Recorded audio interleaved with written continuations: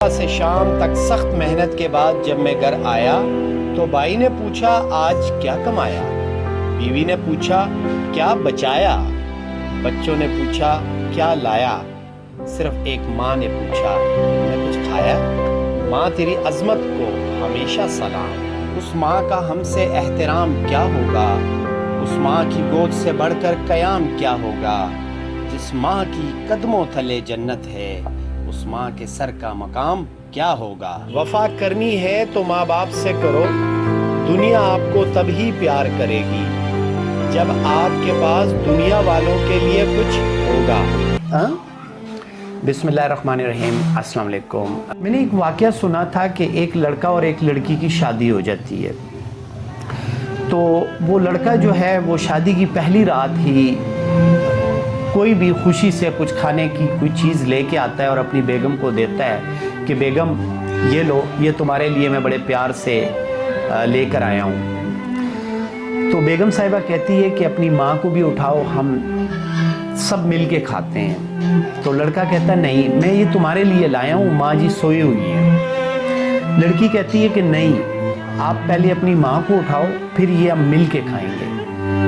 تو اسی بحث میں ان کی آپس میں لڑائی ہو جاتی ہے۔ لڑکا کہتا ہے کہ میں تجھے کہتا ہوں کہ چھوڑ دو، آ جاؤ کھاتے ہیں، اور تم کہتی ہو کہ ماں کو اٹھاؤ، وہ میری ماں یا تمہاری ماں ہے؟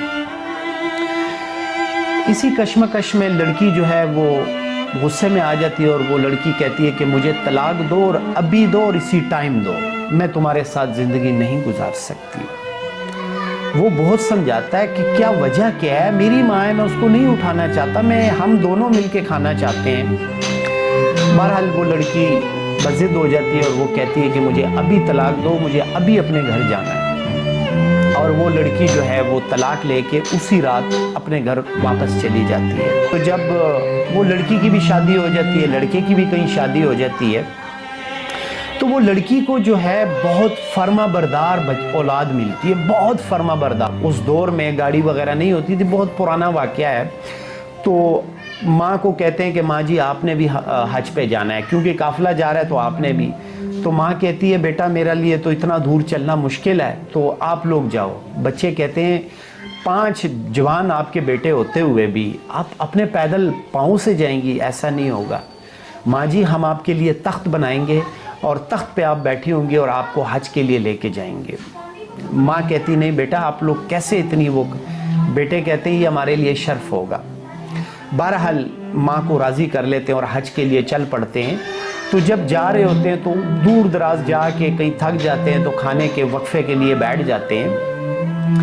تو جب کھانا کھاتے ہیں تو یہ ماں جی کو ایک بزرگ نظر آتا ہے کہ کوئی بزرگ کو کوئی لوگ پیسے دے رہے ہوتے ہیں، تو وہ سمجھ جاتی ہے کہ یہ کوئی مانگنے والے کو بزرگ ہیں۔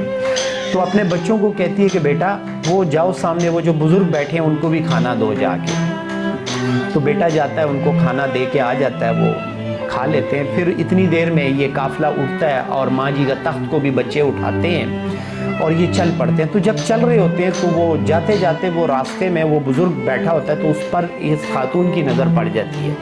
جب ان کی نظر پڑتی ہے تو بچوں کو کہتی ہے کہ بچوں یہ تخت رکھو، ذرا نیچے رکھتے ہیں، اور اس بزرگ کو یہ خاتون پہچان لیتی ہیں۔ تو جب یہ پہچانتی ہیں تو یہ کہتی ہے کہ آپ نے مجھے پہچانا؟ تو صاحب کہتے ہیں نہیں میں نے نہیں پہچانا۔ خاتون کہتی ہے نہیں میں نے آپ کو پہچان لیا، میں وہی خاتون ہوں جس کی آپ سے شادی ہوئی تھی اور اسی رات میں نے آپ سے طلاق لے لی تھی۔ تو وہ بزرگ پوچھتے ہیں کہ یہ بچے کون ہیں؟ تو وہ خاتون کہتی ہے کہ یہ میرے بیٹے ہیں، اس کے بعد میں نے شادی کر لی تھی اور یہ میرے بہت فرما بردار بچے ہیں، بہت فرما بردار ہے۔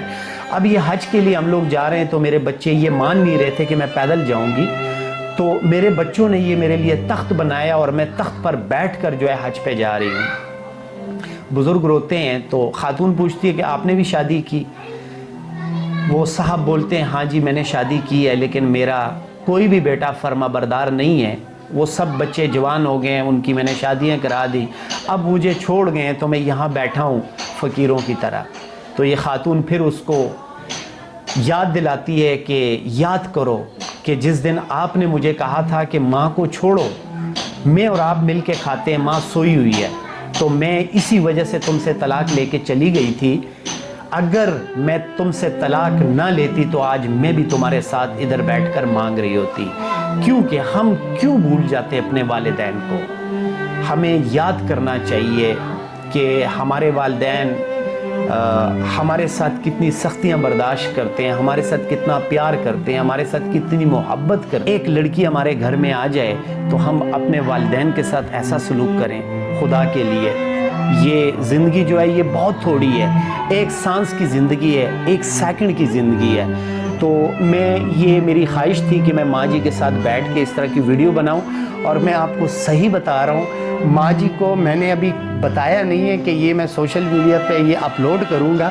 ماں جی کو میں نے صرف یہ کہا ہے کہ ماں جی ساتھ بیٹھ کے ایک ویڈیو بناتے ہیں. ہم اور جانے رہتا ہوا ہے کہنا مانا خپا ہونے مانا خوشحال ہے. یہ بھائیوں نے بڑی کوشش کی ماں جی کو لے کے جانے کی، تو ماں جی مجھ سے کہنے لگی کہ بیٹا تمہیں چھوڑ کے نہیں جانا چاہتی. تو میں نے کہا جی یہ میری خوش نصیبی ہے کہ آپ مجھے چھوڑ کے نہیں جاتی. ہمارے گھر ایک بزرگ آئے تھے، انہوں نے ایک بات کی تھی کہ جب بھی آپ کے بیٹے گھر سے نکلا کریں تو اپنے بیٹوں کے سر پر نا یہ شفقت کا ہاتھ رکھ دو تو یہ ہر بلا ہر مصیبت سے محفوظ ہوں گے. تو میں جب گھر سے نکلتا ہوں مور لاس کے رکھا نا، تو میں جب گھر سے نکلتا ہوں تو میں کوشش یہ کرتا ہوں کہ ماں سے جو ہے اپنے سر پہ ہاتھ رکھوا لیتا ہوں اور پھر میں ان کے جو ہے پاؤں چومتا ہوں. میری اس ویڈیو بنانے کا صرف اور صرف ایک مقصد ہے کہ ہمارا معاشرہ کس طرف جا رہا ہے. اور یہ ارسلان کے واقعے نے یہ جو راول پنڈی میں ہو چکا ہے، اس واقعہ نے تو مطلب ہم لوگ سوچ بھی نہیں سکتے. خدا نخواستہ ہماری بھی بعض اوقات گھر میں کوئی ناراضگی ہوتی ہے، کوئی خفگی ہوتی ہے. تو یہ جو حرکت تھی، اور بلکہ میری ماں جی اکثر مجھے ایک بات کرتی ہے، مطلب کہتی ہے کہ جب تمہاری شادی ہو جائے گی نا تو تم بھی پھر اسی طرح کرو گی. تو خدا کی قسم میں نے ماں جی کی اجازت سے اس دن ایک دعا مانگی تھی اور اللہ قبول کرے. میں نے کہا ماں جی ابھی تک اگر شادی نہیں ہو رہی تو یہ اللہ تعالیٰ کی مرضی ہے، کیونکہ جوڑے ہمیشہ اوپر بنتے ہیں.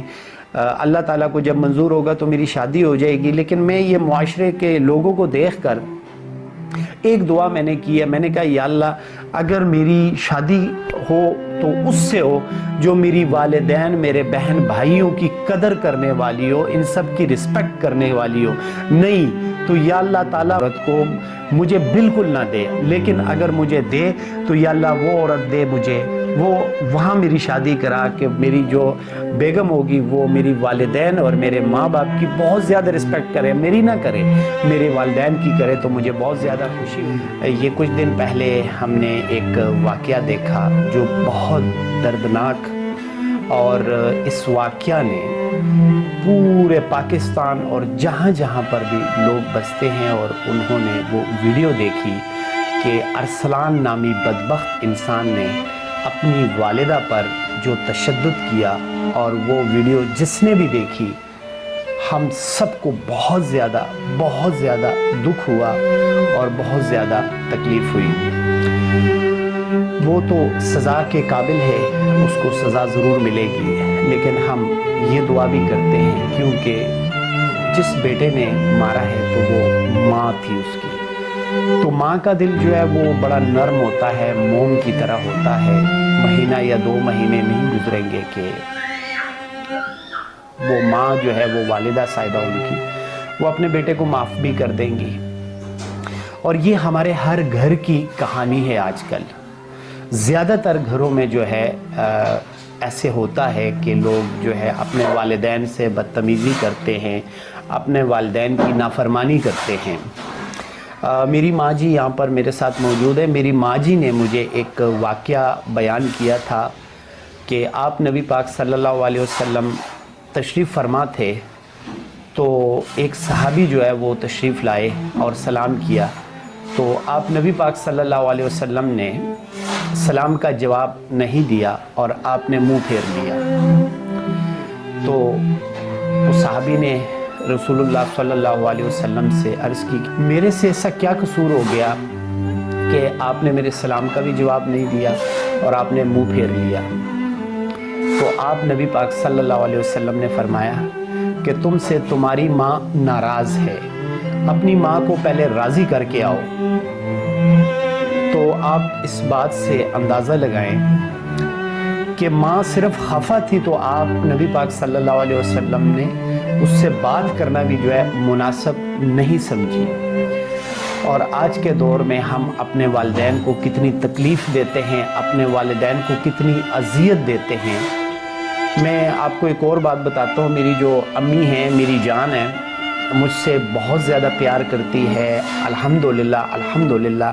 میں دنیا کا خوش نصیب انسان ہوں، دنیا کا خوش نصیب انسان ہوں کہ میں جب گھر سے نکلتا ہوں تو میں اپنی والدہ صاحبہ کے یہ پاؤں اس طرح چومتا ہوں، تو میری امی اکثر کہتی ہے آج پھر کوئی ضرورت ہے، لیکن جب بھی مجھے یاد ہوتا ہے تو میں یہ کوشش کرتا ہوں کہ اپنی ماں کی جو ہے وہ جتنی میرے سے ہو سکے میں ان کی خدمت بھی کرتا ہوں۔ پاؤں دباتا ہوں تو اکثر کہتی ہے نہیں بس نہ کرو پھر عادت پڑ جائے گی، لیکن میں کوشش کرتا ہوں۔ خدا نخواستہ خدا نخواستہ خدا نخواستہ ہمارے والدین ہمارے سروں پر نہ ہوں تو پھر ہم روتے ہیں، چیختے ہیں، ہم اپنے والدین کو یاد کرتے ہیں اور پھر دوسروں کو ہم یہ نصیحت کرتے ہیں کہ پلیز پلیز اپنے والدین کی قدر کریں۔